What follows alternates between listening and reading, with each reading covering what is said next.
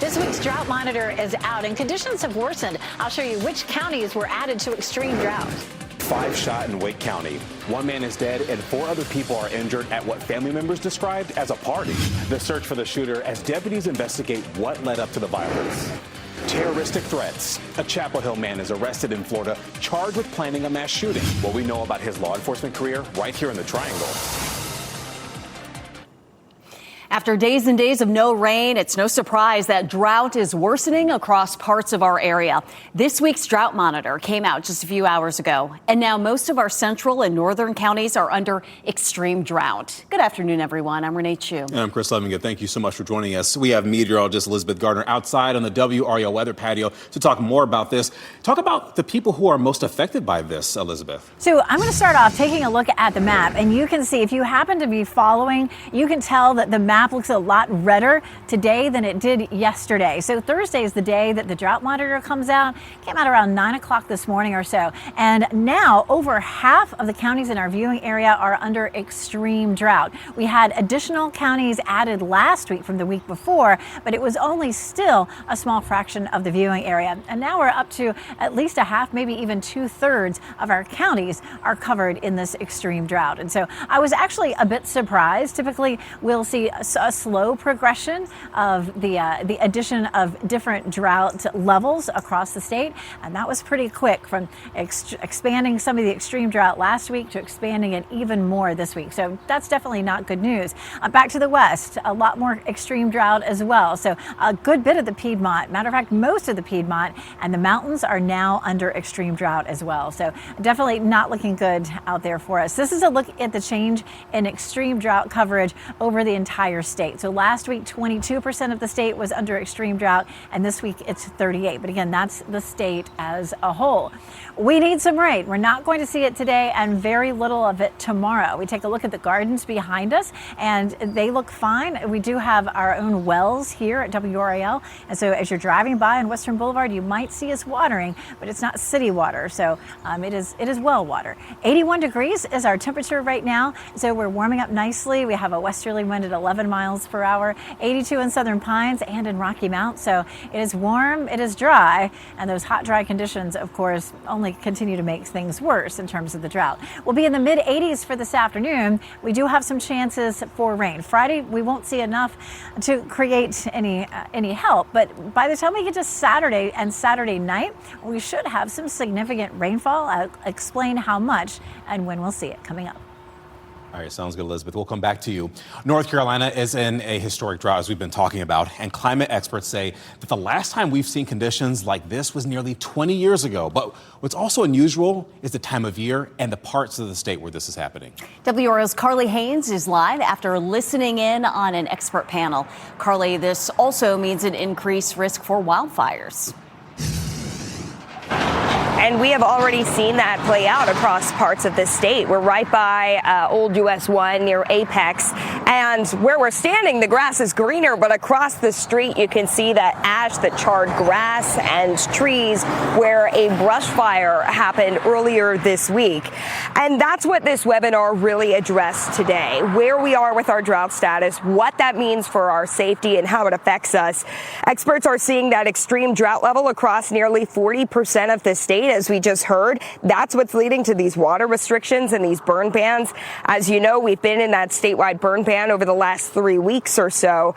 And WRAL spoke with a water resources engineer earlier this morning who said, don't expect any big changes soon. No good signs really indicating that there's a big shift in rainfall coming up. And, we may get some rain next week, which would be great. But, most of the state's 12 to 15 inches below normal for rainfall. So it's... And now this is caused by a number of factors. It didn't happen overnight. The experts say this really started towards the fall of last year when we didn't see a significant amount of rain events since last August. And then we also saw that relatively quiet hurricane season. So this means as you're out and about, you might see more dust being kicked up from vehicles. You might see more brown lawns. And this is also really going to affect farmers and their ability to plant seeds. Carly Haynes, WRAL News, live in Apex. Carly, thank you. Water restrictions are in place for many across the area because of the drought conditions. New restrictions in Fuquay-Varina start tomorrow. The town will implement Stage 1 conservation measures, and that means you can only use your sprinklers on certain days corresponding with your address. Violations could lead to fines or even water shutoffs. You can find extensive information about the water restrictions in the area, plus the other impacts of the drought. That is all on the WRAL YouTube page. You'll find all our related content in a playlist called North Carolina Drought Conditions. A man is dead and 4 people are injured, including a boy, because of a shooting in Zebulon. And this happened near the intersection of MacTodd Road and Barbie Road in eastern Wake County. I want to go ahead and go out to WRAL's Sean Gallagher, who is at that location where this all unfolded. Sean, does law enforcement have anyone in custody yet? Well, last I checked with Wake County Sheriff's Office, they tell me that there are no new updates, so that means they don't have anybody in custody at this point yet. But I want to get out of the way so you can see here behind me, investigators still on scene. More than 12 hours after this shooting happened, there are about nearly a dozen investigators that are out there in that shaded area. They've been really focused on this patch of grass in this field here where I believe that vehicles were parked during this event. But we're learning all of this happened as a field party let out for the night in East Wake County. Now, this was the scene last night with law enforcement investigating. We learned 1 man died and 4 others were injured. One of those injuries, Wake County Sheriff's deputies described as a boy, but did not give an age. The investigation stretched into the morning, as you can see from our drone video from earlier today, with more than a dozen evidence markers strewn about in just one area that they're looking in. And this is what it sounded like on Broadcastify radio traffic last night as first responders got to the scene. 1 male as of right now, GSW to the chest, no pulse, not breathing. We have another GSW to the leg. It'll be near the intersection of MacTodd and Barbie Street. We're working on getting there. I believe it's going to be below the knee. And WRAL has covered issues with field parties in the past, including this one in Orange County last year that caused massive traffic jams and left students stranded. We are working to contact the party organizer about this incident, as well as the property owners about exactly what happened here in this field party. We'll, of course, have updates on this in our evening newscast starting at 4 o'clock and on WRAL News Plus and WRAL.com throughout the day. But for now, live in Wake County, Sean Gallagher, WRAL News.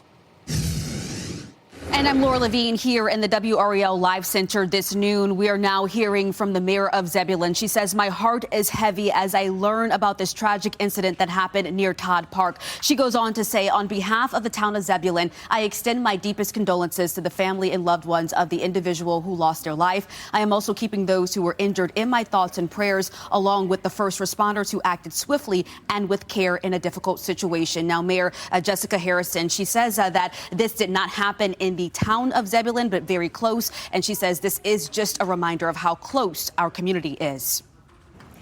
Laura, thank you. Breaking news now. A Chapel Hill man arrested in Florida, accused of planning to commit a mass shooting in New Orleans. We have learned that he was previously a Chapel Hill police officer and an Orange County deputy. WRAL's Kirsten Clark joins us now with more details about the allegations he's facing. Kirsten. Yes, Renee, that man is Christopher Gillum. In the last 30 minutes, we learned more about his local law enforcement background. He was a Chapel Hill police officer from 2004 until 2019. Then he spent a short time as a deputy with Orange County. He resigned as recently in September of 2025. Gillum was arrested at a hotel in Destin, Florida, and the Okaloosa County Sheriff's Office shared this picture of him being taken into custody. Deputies found a handgun and nearly 200 rounds of ammunition in Gillum's hotel room. Investigators say they received a tip that Gillum was in the area. Now, they were able to use the county's flock camera system to track down Gillum's location. The sheriff's office tells us he was wanted in Orleans Parish, Louisiana. They say he planned to attend a festival in New Orleans to conduct a mass shooting and then commit suicide by cop. We do have a reporter covering this story today, and you can find the latest details on our website at WRAL.com and on our news starting at 4 p.m. North Carolina lawmakers are pressing local school leaders over books in school libraries. During a tense oversight hearing this morning, Republican lawmakers accused Chapel Hill Carrboro of breaking what's known as the Parents' Bill of Rights by having dozens of books with LGBTQ themes within them in some elementary school libraries. While state law restricts certain topics in classroom instruction, but does not explicitly ban those materials from school libraries. District officials say they are complying with the law and that the books are not part of the instruction. Materials that talk about sexuality, describing sexual acts, illustrating sexual acts, shouldn't be in elementary school libraries. And can we just agree on that and just say, we're not going to do that going forward? Our community is very satisfied with the range of resources that we provide our students and our families, and we look forward to continuing to do so. Compliance. Lawmakers say they are looking to expand the law to include financial penalties for districts that keep what they consider inappropriate materials in school libraries. For more on the hearing and updates on the possible legislation, head to the NC Capitol section of WRAL.com. Acting Attorney General Todd Blanche signed an order today that would put marijuana in the same class as Tylenol with codeine and ketamine. Right now, marijuana is a Schedule I drug like heroin and ecstasy. Schedule I drugs are considered to have no medical use. Rescheduling marijuana would open the door to more research on its medicinal properties. Marijuana remains illegal in North Carolina, even as billions are spent on illicit cannabis and unregulated hemp-derived products. Tonight, the Carolina Hurricanes look to win their third game in a row to start the Stanley Cup playoffs. The Canes will be in Ottawa for Game 3 of their series against the Senators. And the Canes say, yes, they understand they could get a pretty desperate opponent tonight, but they're going to remain focused and keep that pressure up. I mean, we know they're going to have their push, but we just got to keep playing the way we're playing and, be a little more detailed. And, they're, like I said, they're a great team, and they're going to be at home now, and they're going to have their fans behind them. Got to do the thing and got to win the thing. Puck drop for tonight's game is set for 7:30 p.m. The first round of the NFL draft begins tonight at 8 in downtown Pittsburgh. The Las Vegas Raiders have the first pick. The Panthers have the 19th overall pick tonight, and they have 6 other draft picks for the rest of the weekend, including back-to-back picks in the 5th round on Saturday. WRAL's Chris Lee and 99.9 The Fan's Dennis Cox have a preview right now on Panthers Playbook. Plus, Chris and Dennis will do a special live episode tonight after the Panthers pick. You can find Panthers Playbook on WRAL.com. Search podcast. Next at noon, helping those among us. How a 5K this weekend is set to provide significant help to people who have brain tumors. Massive Roblox settlement. How much the company will pay up and who gets the money after allegations of child exploitation on the platform. And data center discussion. The choice Durham leaders are making now before any potential future investments in the large-scale facilities. Coming up next, see storms moving in with WRAL's exclusive Dual Doppler 5000, sponsored by the WRAL Weather app. Download now for live radar.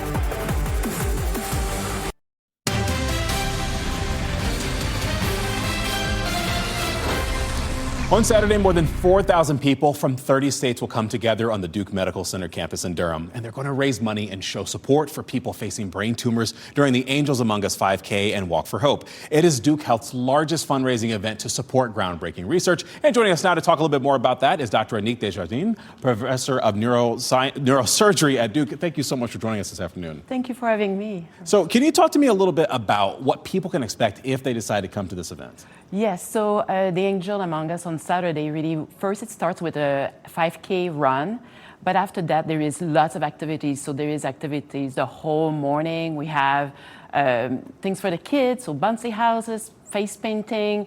We have also different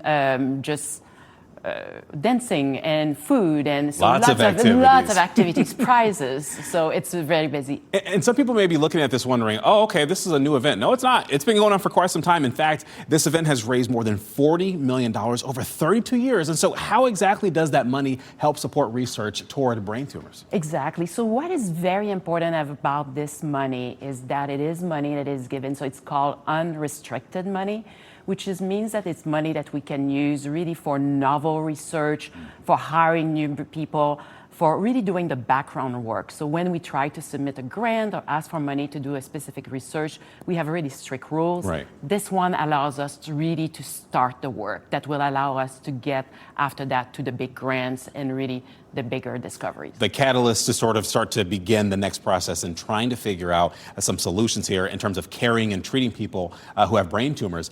And so I have to know, with this research, what sort of advancements has Duke been able to make for caring for these people? Yes, I mean, lots of different things, right? So over the years, we have developed or discovered new mutations in the tumor that allows us to have drugs now that have been approved. We have really 4 different drugs that have been approved over the last 3 years that for brain tumor patients, mostly children with brain tumor, that will target specific mutation of the tumor, so really dedicated to the tumor of this patient and treat what triggers the tumor and makes it grow. So we have new drugs developed. And then, of course, the big thing, what makes us very different is we're really pushing at what is really different about the Duke Brain Tumor Center is really developing new therapy, new drugs, doing really the first in human clinical trials. So this big focus on immunotherapy, new way of delivering our treatment to the tumor. Real quick before we go, I want you to look at some of the photos that we have here. This is from last year's event, and a lot of people, as the picture comes up, you should see some smiling faces, people wearing their survivor badges. What's it like to look out at a crowd like that every year and see so many survivors? It's really humbling, right? To be honest with you, as a physician, it gives us energy, it lets us know, right, that what we're doing matters. It pushes us also to continue to do better and better. I love the energy that happens at Angels, seeing all the patients together, understanding that they have a community of patient, caregiver behind them, but also our right triangle community supporting us. And the work we do. And if you would like to support this, again, this is the Angels Among Us 5K and Walk for Hope. That is this Saturday. It is at the Duke Medical Center campus with registration beginning at 7 a.m. If you want to learn more, go to www.angelsamongus.org. Dr. Desjardins, thank you so much for joining us. Thank you for having me. Thank you. Thank you both. It is a beautiful day out there, but once again, we're staying dry. And Elizabeth Gardner is out on the WRAL weather patio.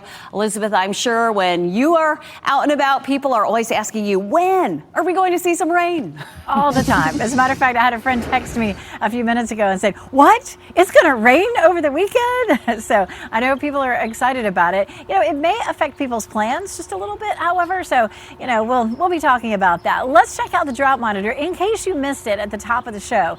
We do have over half of our counties under extreme drought. That's new as of this drought monitor that just came out this morning. Of course, that's not good news. We had some of our counties go under the extreme drought last week, and now we've had even more of those. So what we need is 10 to 11 inches in a month for us to get out of the drought, and that's really hard to do.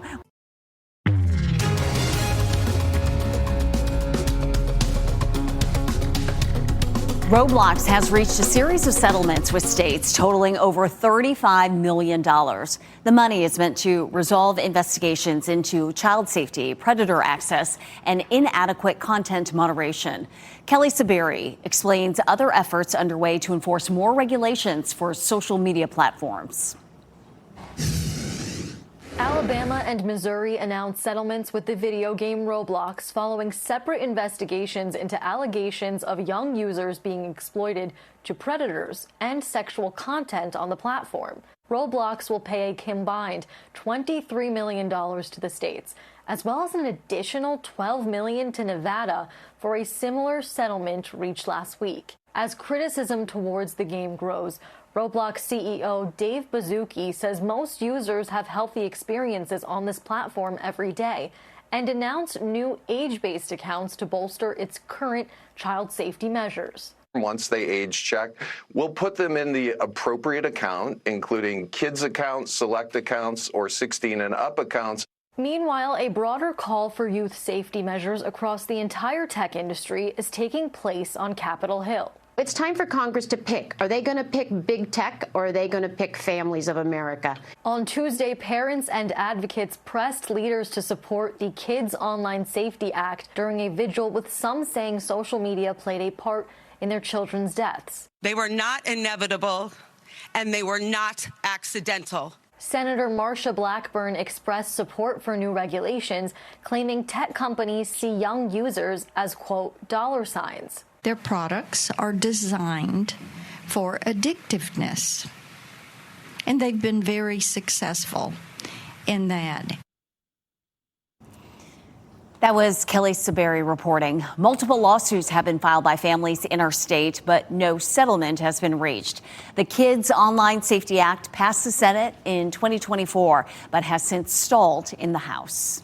Looks like Meta is rolling out a new live chats feature to Threads, and basically it allows people to take part in real-time conversations about live events. The chats can be hosted by select creators and media personalities. You can post photos, videos, links, and text messages, and Meta is debuting that new feature in the NBA Threads community during the playoffs.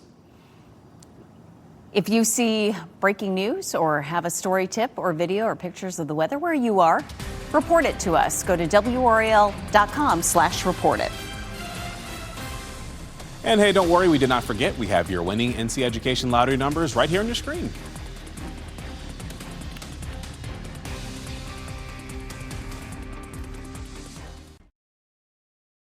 Live from WRAL News headquarters in Raleigh, your number one source for local news. WRAL News, coverage you can count on. Well, thank you for staying with us here at the 12:30 half hour in WRAL News. I'm Chris Lovingood. And I'm Renee Chu. Let's get out to meteorologist Elizabeth Gardner on the WRAL weather patio. A beautiful day out there and things are warming up, but we're very concerned about drought conditions across the state. We definitely are. So this is kind of an unusual time to be in a drought. Typically, we get into a drought at the end of a long, hot summer.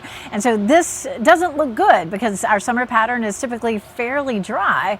Let's take a look at our drought monitor. It comes out every Thursday at around 9 o'clock in the morning. And we had an extension of the extreme drought last week. And typically, you know, there are often several weeks in between. So this was a little bit surprising to see how much of our part of North Carolina went under extreme drought with this new update of the drought monitor. So more than at least half of the viewing area, more than 2/3 of our counties are at least partially under extreme drought right now. And the western part of the state looks bad too. A big extension from Charlotte to Boone back toward Asheville. A lot more counties there now under extreme drought as well. So last week the coverage was 22%. This week it's 38%. So that is statewide, but that is definitely a big jump. Another thing that we're going to see tomorrow, sometimes we have hot, dry conditions. We get poor air quality. We typically see that in July and August and not in April, but the Sandhills. So Moore County, Lee County, and Cumberland County are looking at an air quality alert. It's orange. We get more concerned when it's red, but something to consider for people who have asthma tomorrow. Coming up, we're going to talk more about the timeline for our next chance of rain this weekend. And of course, you can find more on the water restrictions in the area and the other effects of the drought. That is all on the WRAL YouTube channel. And when you're there, look for our playlist. It's called North Carolina Drought Conditions. Happening now here in the WRAL Live Center, staying on top of updates with the war in Iran as Israel was set to have direct talks with Lebanon in Washington today about extending its ceasefire. Israel has said that it's ready to resume the war with Iran. This statement coming from Israel's defense minister. It says that we are waiting for a green light from the United States, adding that the military is ready for both defensive and offensive operations and targets are marked. This statement coming as President Trump just this week extended the ceasefire between the United States and Iran. So we'll continue to follow the latest after these comments today. Laura, thank you. Today, city leaders in Durham will discuss a possible pause on building data centers. A proposed moratorium on development would last 2 years. WRAL's Elizabeth Holmes read through that proposal. Elizabeth, why do something like this now? Well, Durham City Councilman Nate Baker is behind this proposal, and he says this is the perfect time for a moratorium since there are currently no plans for a large-scale data center to come to the city. And this allows the city to take time to pause any kind of development and figure out how to best regulate regulate them. Baker says right now the city doesn't have any clear zoning regulations or standards for them. And this moratorium would impact not just large-scale data centers, but also cryptocurrency, mining operations, and any other similar computer processing facilities. Durham would be the first metro area in the state to do something like this, but other towns and counties are already doing similar things. Chatham County, Apex, Boone, Wendell, and several other places in North Carolina have already adopted temporary moratoriums on data center development. Baker said that he had heard community members raise concerns about data centers' impact on the environment and how much they would cost. We're seeing a growing body of evidence that these data centers are pretty extractive, are resulting in water bills going up, in energy bills going up in a time where costs are already going up for everyone on everything. Now, this is an agenda item for today's work session. That work session is scheduled to start at 1 p.m. There will be a public hearing on the possible moratorium, and that will be Monday, May 4th. Elizabeth, thank you. Thousands of Americans are exploring Canadian citizenship due to a new immigration law. The new law applies to anyone born before December 2025 who can prove they have a direct Canadian ancestor. One Minnesota family who recently discovered their Canadian roots is jumping on the opportunity to obtain dual citizenship. An Army psychiatrist and his wife cite the use of ICE agents in their home state as the primary reason for their decision. They say they hope a new opportunity in Canada will give their children a brighter future. I mean, I've been in a combat zone. I've experienced what that's like. I've been in a bunker that while you're getting attacked, and yet I felt safer there than at moments I felt watching my own government be now the aggressor against its own citizens here. There are an estimated millions of Americans who are Canadian descendants. Immigration lawyers say they have been overwhelmed by people seeking help with their applications. College professors are expressing concerns about outsourcing our writing skills to AI. Gary Baumgarten takes a closer look at how it could rob people of valuable communication skills and reduce job opportunities. In a world where artificial intelligence can write pretty much anything on a whim, more and more people are embracing the technology to help them draft everything from papers to emails and beyond. But academic experts say writing is a vital way in which many people learn, citing the benefits of critical thinking and the act of organizing one's thoughts. Having AI handle the bulk of a person's writing can take away these opportunities, which can be especially harmful for students still trying to master them. Because writing is so essential to building those skills of critical thinking, of audience awareness and communication, if we're offloading that onto AI, there's a concern that students will not be developing the skills that are essential for them in their professional careers.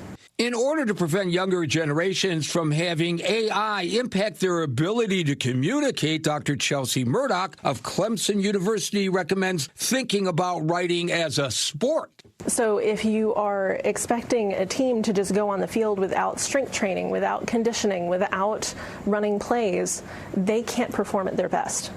So what classes are asking students to do is to flex those muscles, so to speak, and develop those skills. Meanwhile, Dr. Murdoch also warns against using AI like a crutch, which can lead to sticky situations if you can't access it.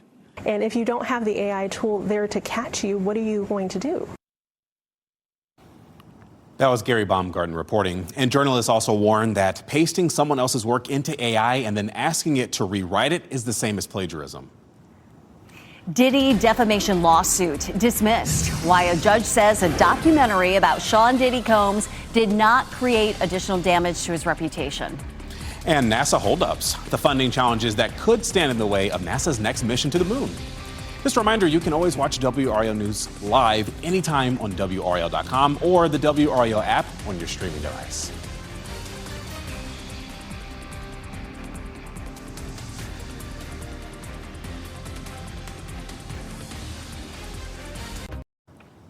A New York judge dismissed Sean Diddy Combs' suit against NBC Universal and its documentary, Diddy, The Making of a Bad Boy. The court ruled that the film did not cross the line into irresponsible journalism. Last summer, a jury convicted Diddy of transporting individuals for the purposes of prostitution, but acquitted him of more serious sex trafficking and racketeering conspiracy charges.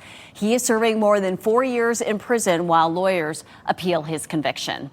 A federal judge has thrown out Laura Loomer's defamation lawsuit against comedian Bill Maher. A judge also dismissed a lawsuit filed by Loomer. In September of 2024, Maher suggested on air that Loomer might be in an intimate relationship with President Trump. In turn, the far-right activist sued the comedian and HBO for defamation. A U.S. district judge said that any reasonable viewer would have understood that he was making a joke and not a statement of fact. Loomer said she would appeal. Quote, "The world sees you and respects you." Those are the words from Prince Harry during an unannounced visit to Ukraine, the latest in a series of visits to the war-hit country that will focus on work being done to help veterans and people who are wounded. The Duke of Sussex arrived at the train station wearing a jacket with his Invictus Games logo on it. He says that he wants to remind people back home and around the world what Ukraine is up against in the war with Russia. The next giant leap for NASA coming up. Engineers are preparing for their next moon mission, but a few obstacles could prevent astronauts from getting there. What needs to align before the mission continues? Just call him Mr. 57. Chicago's 57th overall NFL pick will be in a league of his own. The perks that come with tonight's selection. NASA is preparing for its next moon mission, but the agency faces several obstacles before it happens. Jonathan Seri explains the budget cuts that could stand in the way. Welcome home. After a successful Artemis II splashdown, NASA is looking ahead to its 2028 goal, landing a crew on the lunar South Pole. But the agency is far from the finish line. A NASA Inspector General report warns historic testing schedules could delay the new spacesuits for that mission until 2031. However, the manufacturer and agency administrator, Jared Isaacman, say they're confident new procedures will have the suits ready in time. We showed the world the moon again, and we showed humanity Earth again. Isaacman appeared before a House committee on Wednesday to defend President Trump's proposed NASA budget for next year. It prioritizes human spaceflight programs such as Artemis, but includes major cuts to science funding. We believe that we are at a time now where industry is maturing capabilities. This week, the agency sent the core rocket stage for next year's Artemis III launch on its way to the Kennedy Space Center in Florida. Astronauts on that mission will practice docking the Orion spacecraft with lunar landers from both SpaceX and Blue Origin. But over the weekend, the New Glenn rocket designed to carry Blue Origin's lander failed to deliver a commercial satellite to the correct orbit. They've been doing a good job with us and talking and sharing data. I'm confident that they will learn from what they just saw. And that was Jonathan Seri reporting. NASA officials say they are optimistic Blue Origin will resolve the problem in time for Artemis III. Today we have a better idea of how significant the drought is in our state. It's been nearly 20 years since we've seen drought conditions like this, and we've already seen water restrictions take effect locally, including Raleigh. Meteorologist Elizabeth Gardner shows us what you need to know about keeping your yard hydrated during this dry spell. It's spring, time to plant. But severe to extreme drought conditions mean people may not have as much water available for their yards and gardens this season.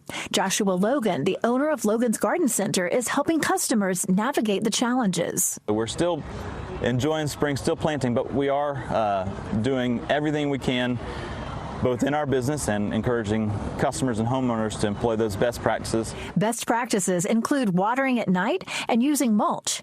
Keeping plants healthy will take more effort because our area is currently in a long-term drought. We're 15 inches behind our normal rainfall since last August. And tonight on WRAL News at 6, meteorologist Elizabeth Gardner is going to explain why it's so unusual to be in a drought this time of year and why it could mean even more trouble for your summer as well.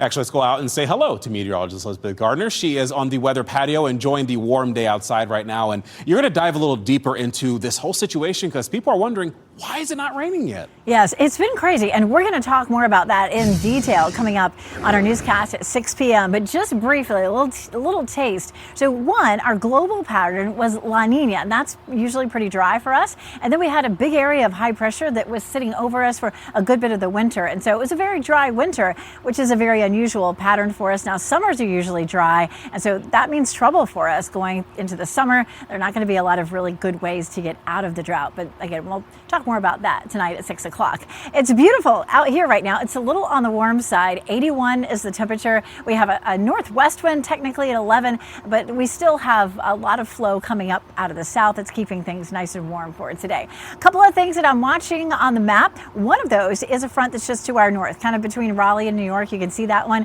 That one will be close enough to us tomorrow that it could bring us a couple of sprinkles. But the main event is that front between Seattle and Denver. It's just come across Montana, moving down into Wyoming. That's the one that's going to bring us a chance of some rain. We're still talking about 3/4 of an inch to a half an inch, but it's a lot more than we've seen so far this month. And it's already April 23rd. So we'll take what we can get. This is a look at what will happen for us tomorrow. We're going to start with some sunshine. It's going to be a hot day. We'll climb up to around 90 degrees. And in the afternoon, there'll be just one or two little cells that pop up. It's not going to be a big deal. Most of us won't see any of it. So we'll move forward and talk about what happens on Saturday. We're going to start off Saturday nice and dry for Come and Race for the Cure and whatever else you have going on.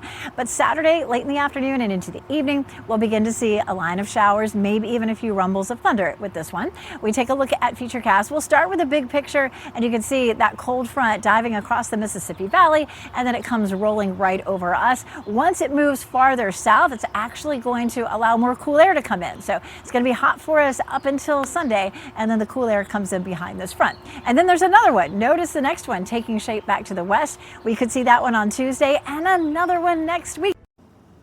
Well, as we wrap things up, here's a look at a few of the headlines that we're following today. A man is dead and 4 people are injured after a shooting near Zebulon. This happened at a field party after it let out last night at the intersection of Mac Todd and Barbie Roads. One of those people who was injured was a boy, and the investigation stretched into the morning hours. We're trying to contact the party organizer about this case and the property owners. You can count on WRAL to bring you updates on air and online as we learn more. A local man accused of planning a mass shooting in New Orleans is a law enforcement veteran. Christopher Gillum was arrested at a Florida hotel. That's where officials found a gun and nearly 200 rounds of ammo. WRAL has learned Gillum was previously a Chapel Hill police officer and a deputy in Orange County. Investigators say he planned to attend a festival in New Orleans to conduct a mass shooting and then commit suicide by cop. North Carolina is in a historic drought. Climate experts say the last time we've seen conditions like this, 20 years ago nearly. We're talking about 40% of the state seeing extreme drought levels. And this raises the risk for brush fires, and we've already seen them locally. It's leading burn bans and to water restrictions with little rain in sight. We're going to take a closer look at the impacts coming up on our WRAL Evening Newscast starting at 4.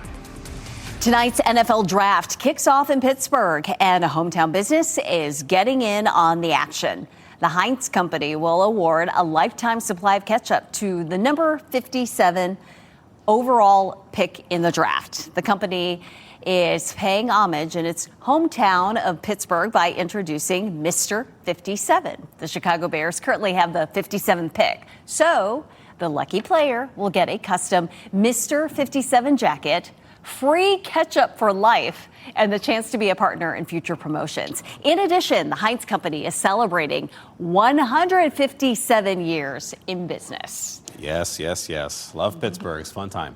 Okay, so our pet of the day comes to us from the SPCA of Wake County. Liana is an exceptionally friendly and patient cat. She loves head pats, back scratches, and even lets you pet her belly.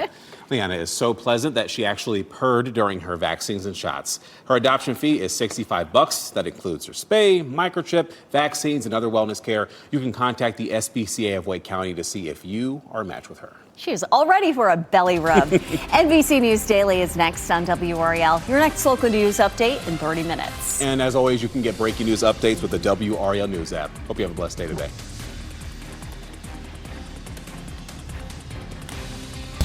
Keep watching WRAL News over the air channel 34 and Spectrum channel 1257.